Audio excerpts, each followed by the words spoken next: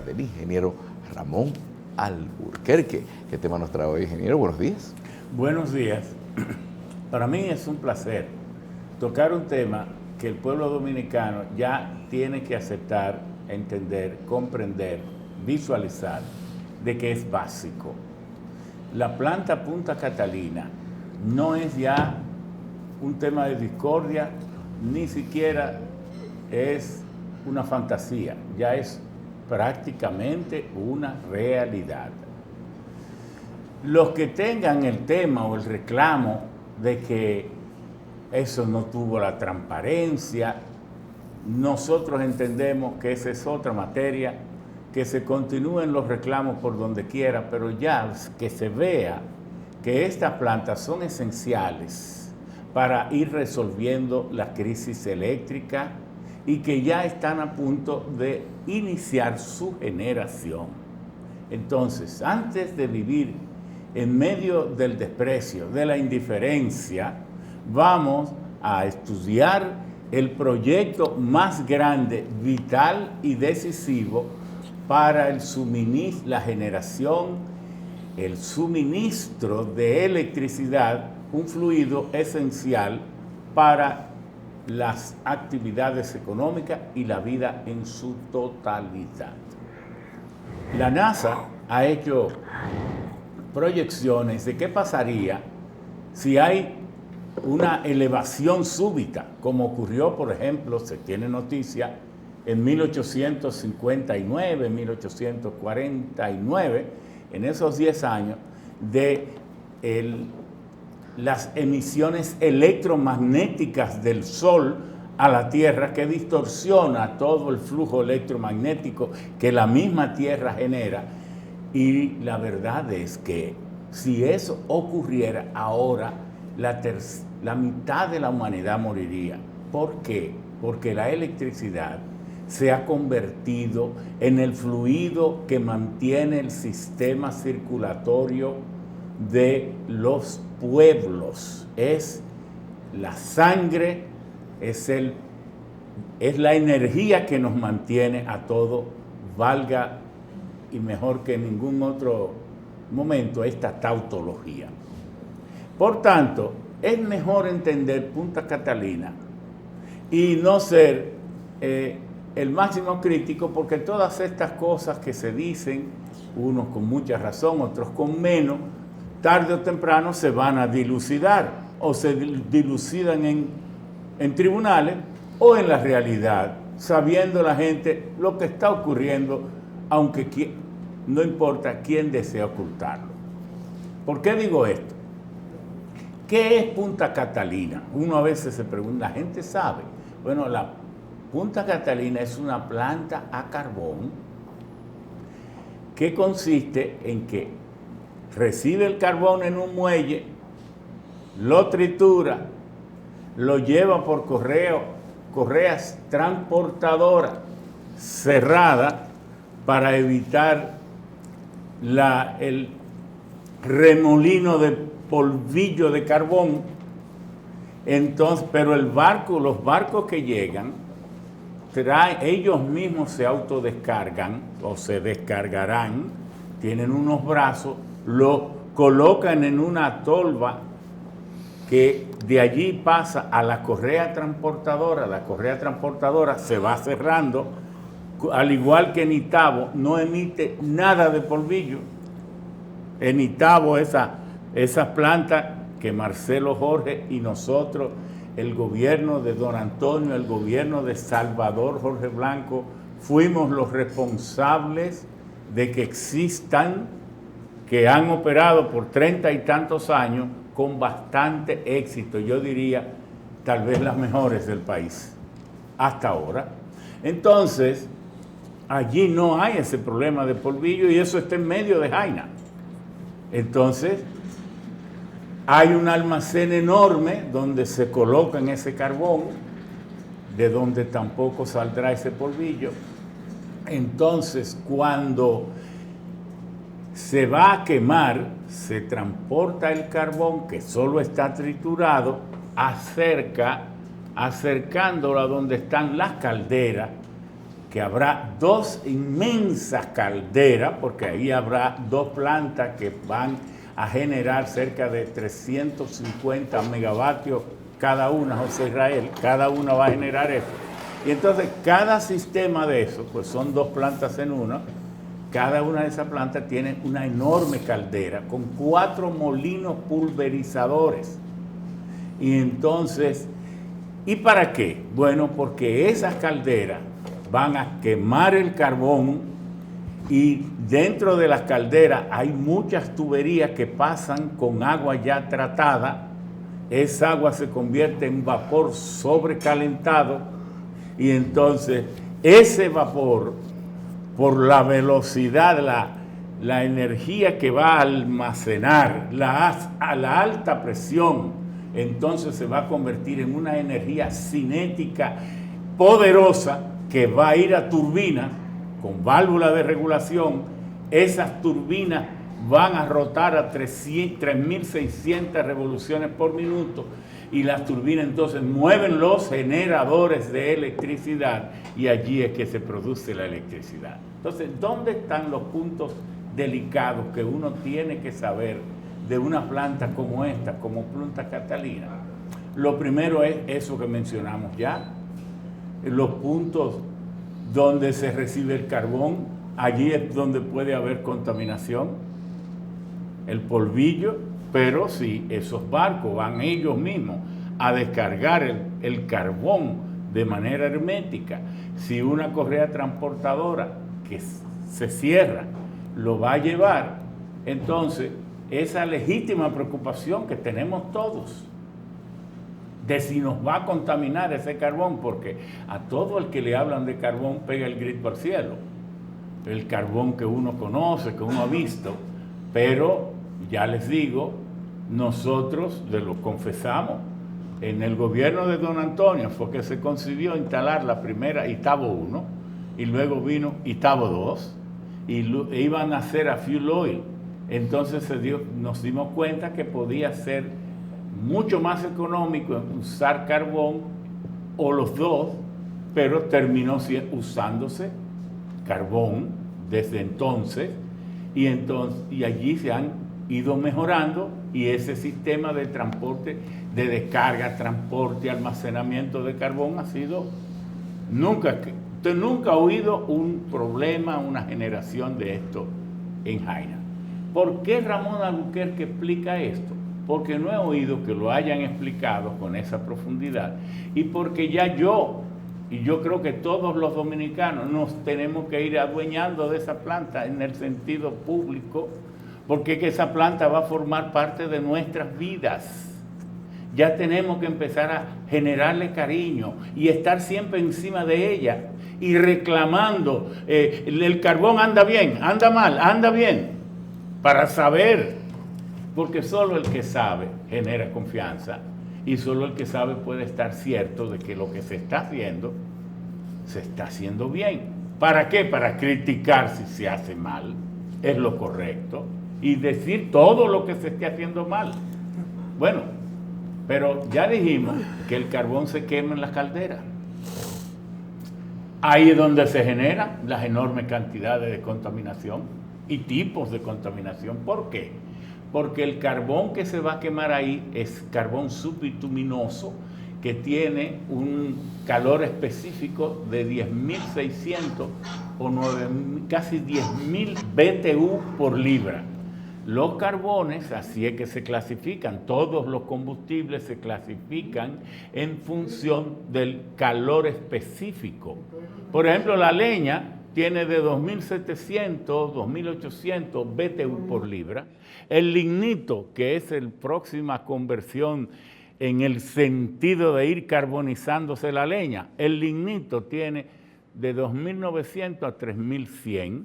El país tiene en algunos lugares, en Sánchez, en Michi, en Puerto Plata, en algunos lugares, tiene lignito. El lignito usualmente aquí se asocia con la presencia de ámbar, pero no en grandes cantidades comerciales como tiene Alemania, como tiene Polonia, que tienen plantas de 5.000, de 8.000 BTU, toda la electricidad que genera República Dominicana en una sola planta, que la tienen ellos de lignito. Bueno, pero en la medida que se va enriqueciendo ese material en la costra de la tierra, se va convirtiendo finalmente en carbón. Pero los carbones te tiene carbón subbituminoso, carbón bituminoso, carbón antracítico. Entonces, y en la medida, cambia el nombre, ¿en qué medida? En la medida que genera más calor cuando se quema. Entonces, el antracítico tiene 12.000, 11.000, 13.000 BTU por libra. BTU quiere decir British Thermal Unit, quiere decir unidad térmica británica, porque hay muchas unidades de medir el calor.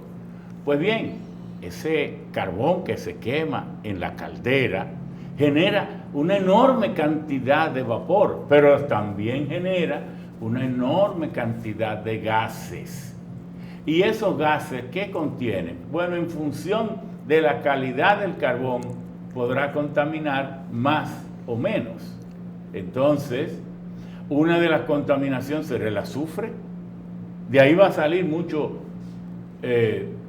dióxido de azufre, trióxido de azufre, va a salir ácido sulfídrico en menor cantidad, va a salir clorhídrico, hasta fluoruro de hidrógeno, va a salir muchas de esas cosas, pero mucho CO2, mucha CO, todo esto, mucho anhídrido carbónico, monóxido de carbono y algo de nitrógeno. Entonces, ¿dónde se puede y se va a manejar esas enormes cantidades de gases?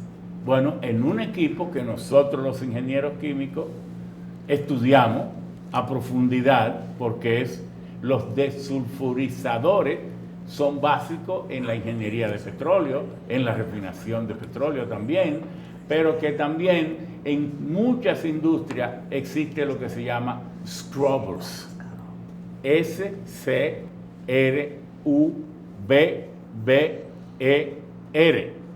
que son una especie de equipo enorme que son filtros para tratar los gases efluentes de procesos de combustión. Entonces, esos scrubbers que debajo en su base tienen como un codo, los gases van a salir, entonces por ahí hay redistribuidores para que de abajo asciendan los gases. Entonces ahí se va a inyectar grandes cantidades de ¿qué cosa?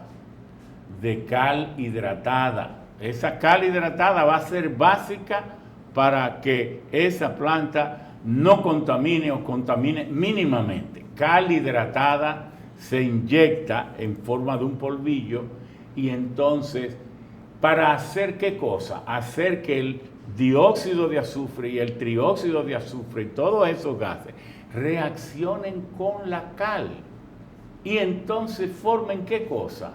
Sulfato de calcio, y eso es el yeso. Entonces, en esa planta se va a producir yeso como forma de eliminar la contaminación o tener la contaminación por debajo de los estándares permitidos. Porque si uno va a hablar a profundidad, toda planta de ese tamaño contamina, es imposible que no contamine. Bueno, tendría que ser una planta solar, pero ya sabemos las limitaciones, que es lo mejor generar la electricidad a partir de las plantas solares, pero que tenemos la limitante de que no hay sol de noche, de que durante el día solo 5 horas o 5 horas y media es que podemos convertir la radiación solar en electricidad mediante celdas fotovoltaicas, mediante los semiconductores, que pueden ser policristalinos o monocristalinos, o pueden ser cinta, etc. Entonces, esos scrubbers, ahí es donde se va a extraer. Pero hay otra cosa. También esos gases que salen de ahí también van a arrastrar cenizas. Bueno, entonces hay también lo que llaman la casa de filtros, de sacos. Usted va a ver unos enormes edificios con unos sacos que cuelgan y entonces el gas atravesará esos sacos y ahí dejará entonces todas esas cenizas que luego son colectadas en unos colectores de polvo de ceniza, porque eso luego va al lugar donde se va a eliminar. Las cenizas van a ser colectadas en el fondo de la caldera con un sistema totalmente innovador. Y ese sistema de colección del polvo en seco, luego esto tendrá unos brazos que van a manejar automáticamente esa ceniza. ¿Y por qué en Jaina las Utabo 1 y Utabo 2, y Junior y Israel y Carlito, son plantas grandes, han sido las más grandes del país siempre, juntas, 250 megavatios. No son plantitas, es casi la mitad del Punta Catalina. Ha habido problema ahí con la ceniza. Mi papel es que la gente le pierda el miedo a esto, para que cambie el miedo por alerta, dar seguimiento, preocuparse por conocer, por saber de todo esto, porque el hecho de que lleguen noticias que dicen en China eliminaron 3.000 plantas a carbón, la gente de una vez dice, están eliminando las plantas a carbón del mundo entero, Europa dice que la están, es cierto, pero están eliminando las plantas viejas que contaminan mucho, mejorando las otras en términos de instalar sistemas amigables al medio ambiente que controlan la contaminación y construyendo otras nuevas.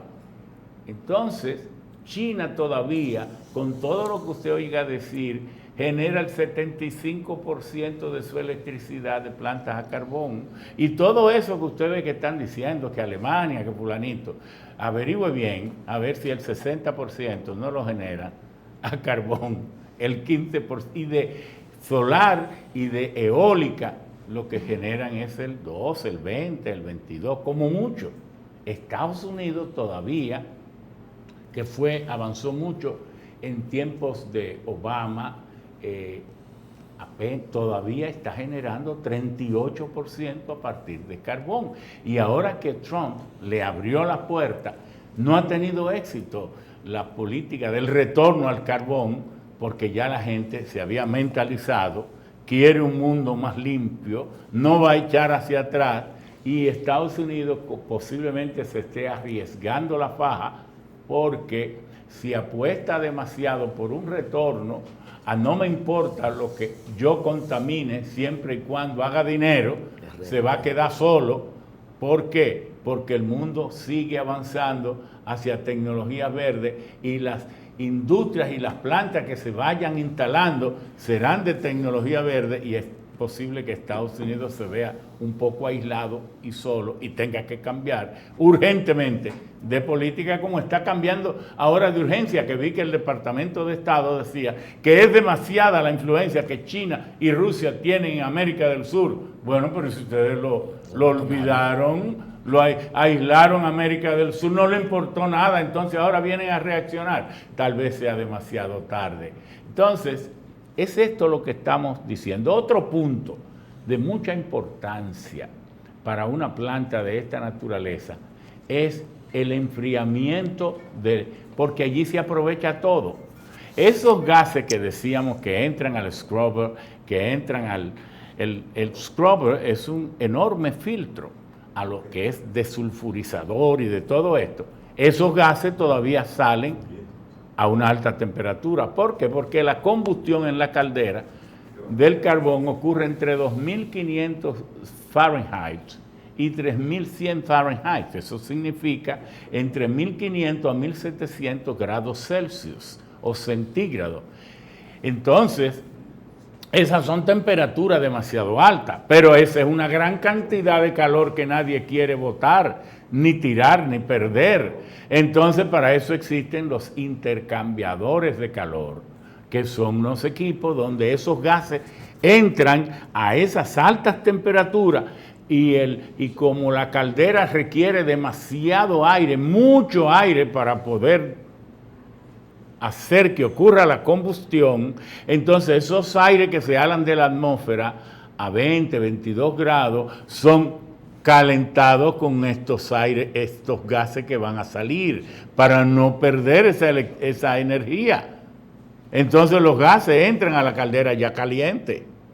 Pero entonces, como quiera, el vapor que sale, por ejemplo, de las turbinas, después que se ha turbinado, sale también a temperatura alta. Tampoco se quiere que ese calor se pierda.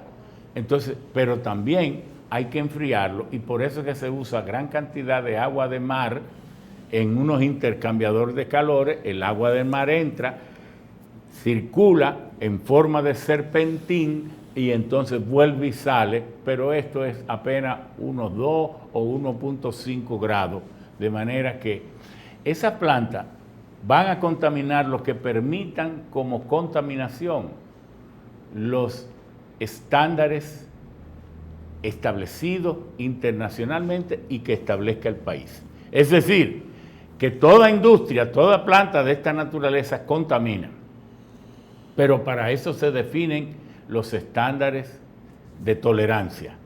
Es decir, para cada gas, y esto es bueno que los dominicanos empecemos a saber, hay un límite de tolerancia para cada gas.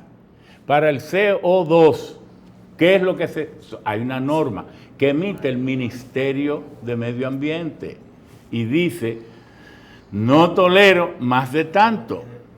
Para el CO2 también. Ahora, ¿cómo puede ir combatiéndose esto? Dice el IPCC, International Panel on Climate Change, el panel internacional sobre cambio climático, que lo mejor es no sembrar árboles para capturar el CO2, sino no emitir el CO2.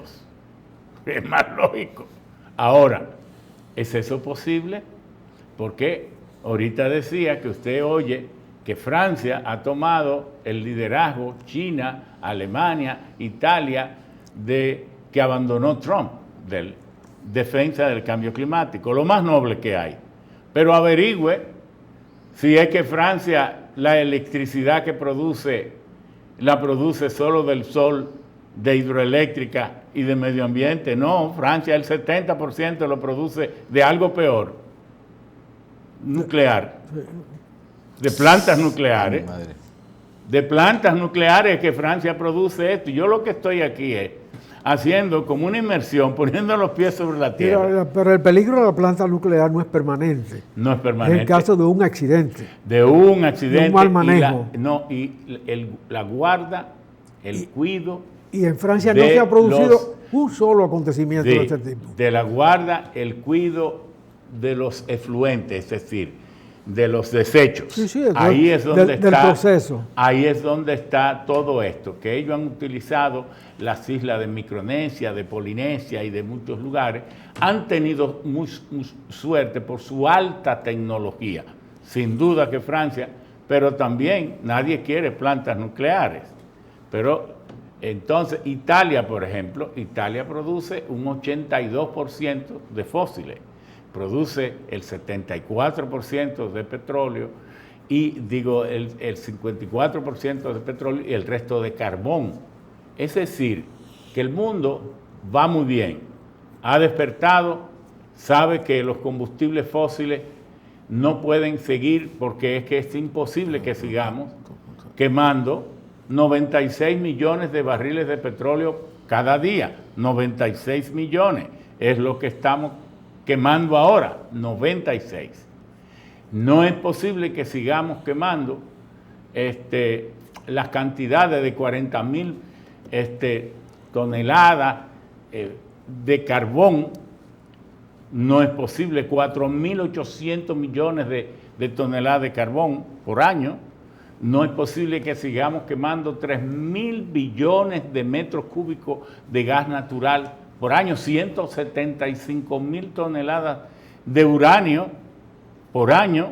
Entonces, cuando tenemos un sol que en un día de radiación nos envía tanta o más energía que toda la electricidad que producen todas las plantas de todos los países de nuestro planeta. Entonces, hay respuesta, pero tenemos que comprender esa planta, Punta Catalina, porque ya se va convirtiendo en una realidad. Yo creo que fue en mayo que se hizo la prueba hidrostática. Mucha gente no sabe ni tienen por qué saber esto. La prueba hidrostática es que una planta como esa, la caldera es todo tubería.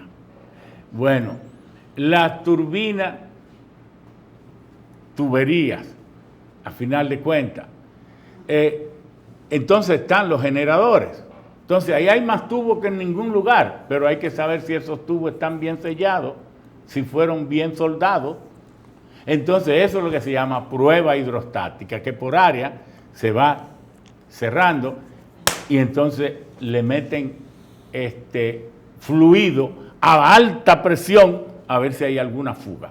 Y cuando ha pasado la prueba de hidrostática más exigente, se dice que esa planta está sellada y que es apta para entonces un calentamiento, una prueba de fuego. Y yo pienso que eso ya no se podrá tardar más de diciembre, esa prueba de fuego. Una cosa es real de la planta Catalina hasta ahora. Todos los plazos se han vulnerado. Se han vulnerado. Y ese es uno de los argumentos que el país debe usar contra Odebrecht. Si los plazos no se han cumplido y quien tenía que cumplir los plazos era usted porque es el contratista, entonces los costos debe pagarlo usted. Porque además hasta ahora no se ha dicho que el Estado ha incumplido su obligación de pago, que pudiera ser un eximente a Odebrecht. Sin embargo, quien ha incumplido evidentemente es Odebrecht. Es Odebrecht porque el gobierno, y yo pienso que en esto pensó de esta manera. Si yo tenía un subsidio de 1.300 antes, bueno, pues lo voy a meter aquí, que como quiera voy resolviendo un tema.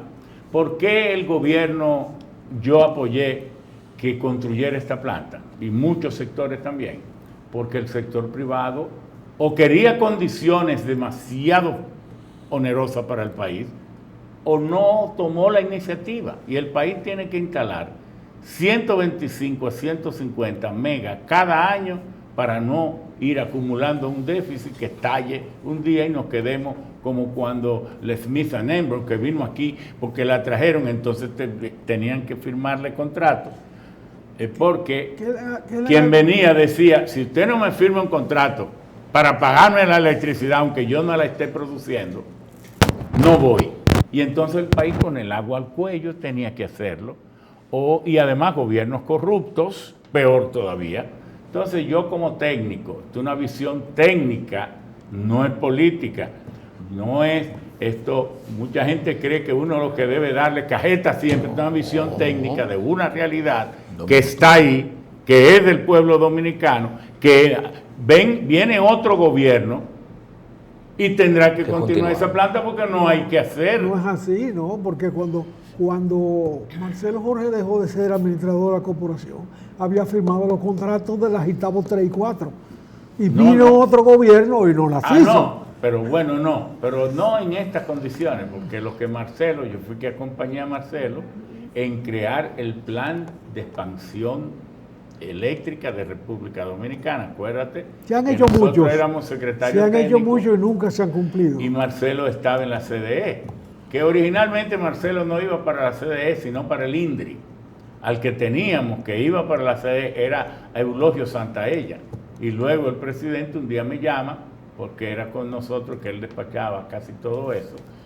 Y entonces me dijo, mira, no vamos a poner a Marcelo Jorge en el INDRI, sino en la CDE.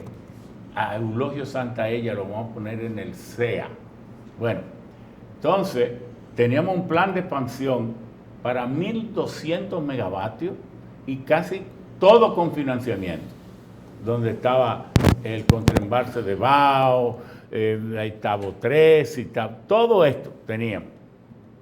Sin embargo, el gobierno de Balaguer creyó que todo lo que oliera siquiera a Salvador Jorge Blanco estaba maldito y abandonó, y tuvo el país que verse de rodillas, y por eso se firmaron muchos de esos contratos leoninos que todavía están causando grandes efectos negativos al país. Hay una cosa que se pregunta a la gente: ¿cómo es posible que en el periodo de desarrollo del proyecto de la planta eléctrica de la que hablamos se haya producido la instalación de la mitad de esa capacidad en solar sin que el Estado haya invertido un centavo? Sí, pero acordémonos siempre de lo solar. Cuando usted oye decir que esta planta tiene 700 megas, son 700 megas en firme que siempre que haya combustible de día, de noche, con tormenta o no, podrá producirse siempre. Pero con 700 o 300 megas de fuente renovable no gestionable, para usted igualar 50 megavatios en gas natural, por poner uno que es muy noble, que puede generar siempre que haya gas, siempre, usted tiene que instalar 290 megavatios de solar. ¿Por qué? Porque aún durante el día que el sol está brillando, las plantas solares solo generan 5 horas y 5 horas y media. Entonces, para poder tener en solar una capacidad instalada que tú puedas compensar con una en gas natural o estos combustibles, usted tiene que instalar 5 veces más. Entonces, cuando usted calcula el costo de esto, es muy noble decirlo, pero ¿y lo resiste el país? Eso. De manera que aquí vamos a oír muchas cosas, pero vamos a oír la verdad de las cosas. Y el que tenga algo que contradecirnos, que venga, que le damos el espacio y compartimos el debate con él. Muchas gracias, ingeniero. Y lo esperamos el próximo martes aquí. Claro que sí. El próximo martes aquí. Gracias Sí, a ustedes. muy bien. Ustedes la repetición esta noche en Coral.